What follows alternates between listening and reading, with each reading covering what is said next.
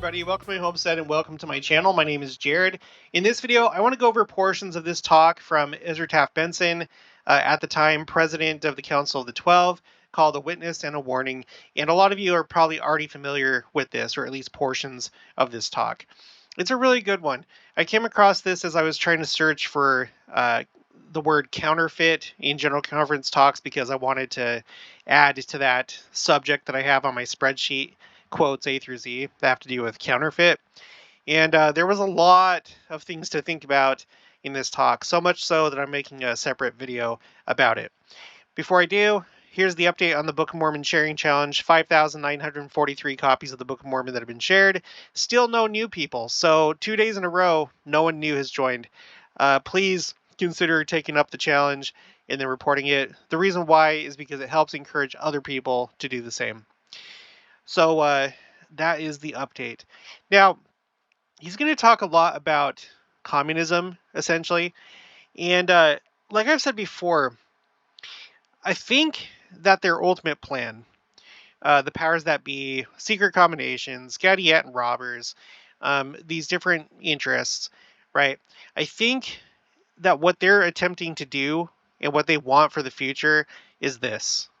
Just like Star Trek, the United Federation of Planets, but here on Earth. With that in mind, I think that is really their goal, what they want to happen. So let's read what President Benson says here. He says, "Thus, in that 4-decade period, the United States had grown to sufficient strength that she was able to provide a cradle of liberty for the restored Church of Jesus Christ. But whenever the God of heaven reveals his gospel to mankind, the archenemy to Christ introduces a counterfeit. Isaiah foresaw the time when a marvelous work and a wonder would come forth among men. Isaiah also predicted that there would be those who would, quote, seek deep to hide their counsel from the Lord, and their works are in dark. And they say, who seeth us? He saw the time when the work shall say of him that made it, he made me not." And that is just flourishing today, the rise of atheism, agnosticism, and all the rest. "It is well to ask what system established secret works of darkness to overthrow nations by violent revolution? Who blasphemously proclaimed the atheistic doctrine that God made us not? Satan works through human agents." Yeah. But remember, Satan is the great Antichrist, but he has many people that he works through. "We need only look to some of the ignoble characters in human history who were contemporary to the restoration of the gospel to discover fulfillment of Isaiah's prophecy. I refer to the infamous founders of communism and others who follow in their tradition. Communism introduced into the world a substitute for true religion. It is a counterfeit of the gospel plan. The false prophets of communism predict a utopian society." See, this right here, what they're painting right here, a counterfeit. Because the millennium is going to be, just like aesthetically, just if you focus on the aesthetics, no doubt there's going to be great works of architecture, pleasant gardens, everything nice, clean, orderly, and stuff like that. It's a counterfeit. It's a counterfeit. Okay, so the false prophets of communism predict a utopian society, just like Star Trek. This, they proclaim, will only be brought about as capitalism and free enterprise are overthrown, private property abolished. And look at this. The family as a social unit eliminated. All classes abolished. All governments thrown down. And a communal ownership of property in a classless, stateless society established.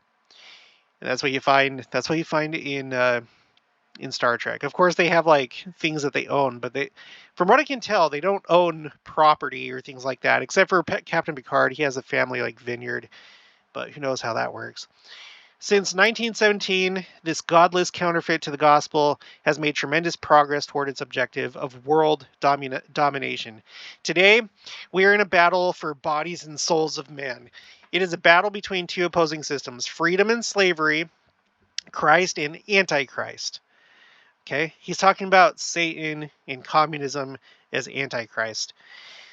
The struggle is more momentous than a decade ago. Yet today, the conventional wisdom says you must learn to live with communism and give up your ideas about national sovereignty. Just think how applicable this is today with what we're seeing. He continues, tell that to millions, yes, the scores of millions who have met death or imprisonment under the tyranny of communism. Such would be the death knell of freedom and all we hold dear. God must ever have a free people to prosper his work and bring about Zion. I think a lot of people, this is me talking now, I think a lot of people stop right there and like, oh my gosh, that's what they're going to do. And we need to like prepare for it. And, no, God wins. But we're expected to do what we can right now. But don't lose hope. Don't give them more power than what they actually have. God wins. We know that is the case from the scriptures. All right, continuing. I am a witness to nations and people deprived of their freedom. I was there. I watched that great iron curtain drop around nations which formerly had prized their freedom. Good people. I was aghast as these were written off by the stroke of a pen. I saw Poland abandoned by nations with a heritage of freedom, the United States and Great Britain. I was in Warsaw in June of 1946. I shared a room with 7 other men in the Polonia Hotel.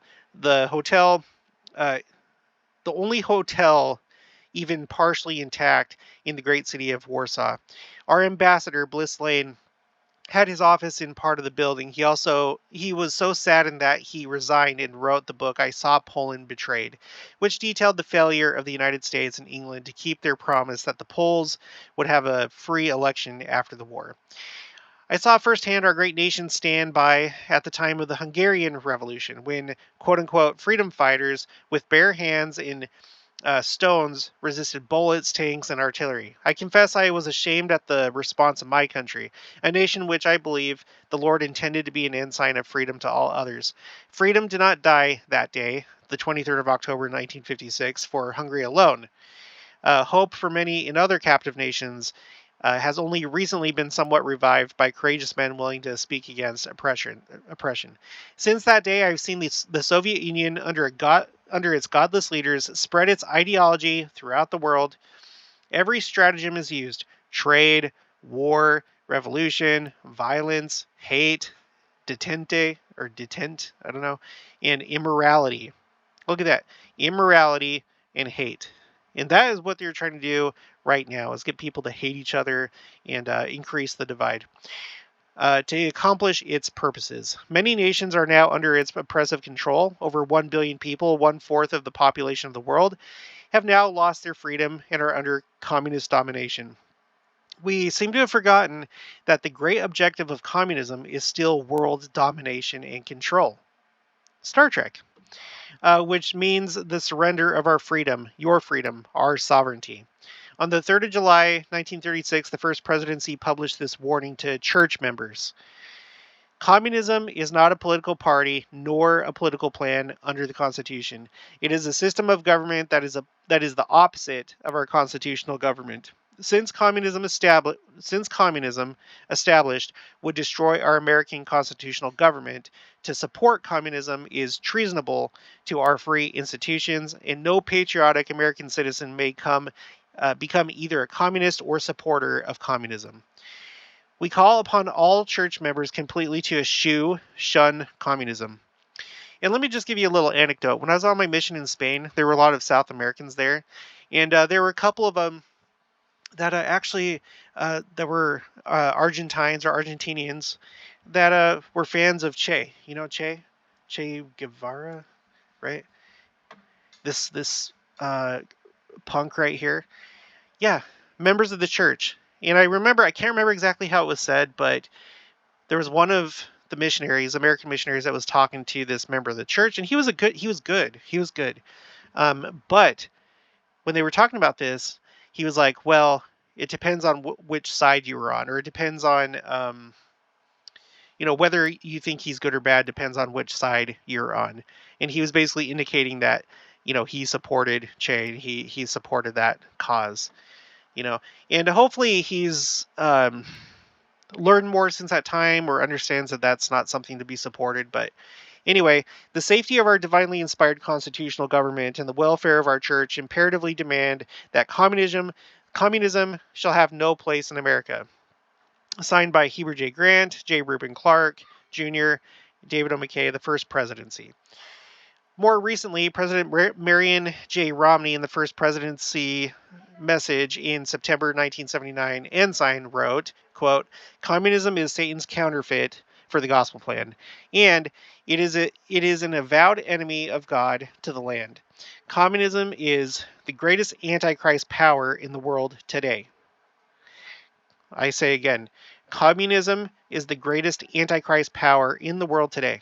And I would say that this is probably still the case. It's a lot more covert, clandestine, and more tricky, pervasive, right? But never more so has it been a threat than I think it is today, because it's a lot more insidious and harder to detect, and people confuse it with good things, because this is how it's presented, you know, utopian future, and look what's going to happen. Just don't worry about having kids. Just focus on yourself. Focus on arts. Focus on science. Focus on technology. Okay, so da da da da da. Okay, communism is the great antichrist power in the world today, and therefore the greatest menace not only to our peace but to our preservation as a free people. By the extent to which we tolerate it, tolerate, we're supposed to tolerate everything, right?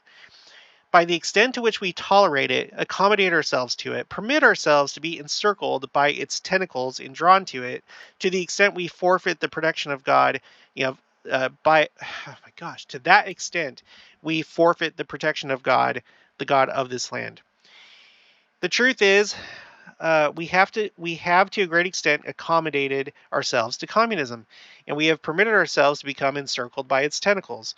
Though we give lip service to the Monroe Doctrine, this has not prevented Cuba from becoming the Soviet military base 90 miles off our coastline, nor has it prevented the takeover of Nicaragua in Central America, the surrender of the Panama Canal, or the infiltration by enemy agents within our American borders. And it's undoubtedly a lot worse now. Never before has the land of Zion appeared so vulnerable to so powerful an enemy as the Americas do at present, and our vulnerability is directly attributable. What is wrong with me? Is directly attributable to our loss of active faith in God, in the God of this land, who has decreed that we must worship Him or be swept off. Too many Americans have lost sight of the truth that God is our source of freedom, the lawgiver, and that personal righteousness is the most important essential to preserving our freedom. So I say with all the energy in my soul that unless we as citizens of this nation forsake our sins, political and otherwise, and return to the fundamental principles of Christianity and of a constitutional government, we will lose our political liberties, our free institutions, and will stand in jeopardy before God. And we're seeing that right now, specifically in the war for religious freedom, which the church is very actively engaged. Okay, we're getting close here. Okay, so no nation which has kept the commandments of God has ever perished. But I say to you that once freedom is lost, only blood, human blood, will win it back. There's some things we can and must do at once if we are to stave off a holocaust of destruction. First, we must return to worship the God of this land, who is Jesus Christ. He has promised that the righteous will be preserved by His power. See? So be righteous. He's going to protect His covenant people. Okay, but we must keep the commandments of God. We must pay our tithes and offerings, keep the Sabbath day a holy day, stay morally clean, be honest in all of our dealings, and have our family and personal prayers. We must live the gospel. Second, we must awaken to a sense of our awful situation because of this secret combination which is among us. And there is a secret combination among us. There's many different groups and people and interests and powers working behind the scenes to forward their agenda. Okay, continuing. We must not tolerate accommodation with or appeasement toward the false system of communism. And there's so many people in the church that either wittingly or unwittingly are currently doing that. We must demand of our elected officials that we not only resist communism, but that we will take every measure to prevent its intrusion into this hemisphere. It is vital that we invoke the Monroe Doctrine. Then we must put our trust in Him who has promised us His protection and pray that He will intervene to preserve our freedom, just as He intervened in our obtaining it in the first place. Okay, third, we must do as the Lord commanded us by the revelation in 1833. Wherefore, honest men and wise men should be sought for diligently, and good men and wise men should be observed. And wise men ye should observe to uphold. Otherwise, whatsoever is less than these cometh of evil. D&C 98:10. Men who are wise, good, and honest, who will uphold the Constitution of the United States in the tradition of the Founding Fathers, must be sought for diligently. This is our hope to restore government to its rightful role. You guys, we just have to do the best that we can. I know sometimes the options aren't good, but okay. Last, we must study the inspired Constitution and become involved in the political process ourselves. I quote the first presidency statement that was read in sacrament meetings on Sunday, July 1st, 1979. We encourage all members as citizens of the nation to be actively involved in the political process and to support those measures which will strengthen the community, state, and nation morally, economically, and culturally. I fully believe that we can turn things around in America if we have the determination, the morality, the patriotism, and the spirituality to do so. All right, I'm going to leave that with you. Some things to think about. I would encourage you to read the whole thing. But yeah, we need to be aware of it, not be blind to it, not appease it, not tolerate it, and be actively engaged ourselves. If you haven't already, please make sure to subscribe, like this video if you liked it, leave your thoughts and opinions down in the comments below. Also make sure to share it, and I'll talk to you guys later.